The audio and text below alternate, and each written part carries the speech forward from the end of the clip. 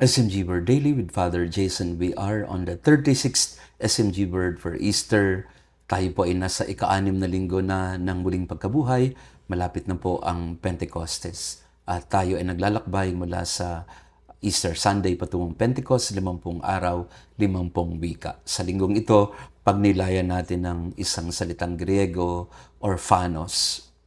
Dito nanggaling ang salitang orphan o ulila. Sabi ni Jesus sa ebanghelyo natin ngayon, I will not leave you orphans. Hindi ko kayo iiwan ng ulila. At nangungulila sa ebanghelyo natin, parang binibigyan ni Jesus ng babala ang kanyang mga alagad na mawawala na ako, malapit na.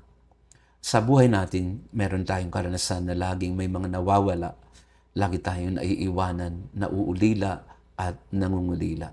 Hindi lang ito yung mga namatayan ng mga mahal sa buhay, kung hindi lahat ng mga taong nakakaranas ng sila ay mag-isa, na sila ay walang makakapitan, walang kasalo o walang napupuntahan. Nag-iisa sa buhay, ulila. Pero ang sinasabi ni Jesus sa atin ngayon, paalala ni Jesus sa iyo ngayon, hindi ka ulila. I will not leave you orphan. Hindi kayo orphanos. Sa halip, kasama ninyo ako, hindi ko kayo tatalikuran, hindi ko kayo kakaligtaan o kakalimutan.